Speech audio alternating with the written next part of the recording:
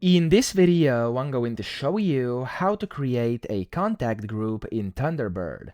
Now to do this, you want to create a new mailing list because that's what they are called inside Thunderbird. So go to the top left, click on this address book button over here, and then you want to go and click on this button which says create a new mailing list. Now when you do this, you want to give your list a name. So for example, I'm going to name this one tutorial list like this, and I'm going to name it tutorial like that, and I'm going to type in just for tutorials, okay?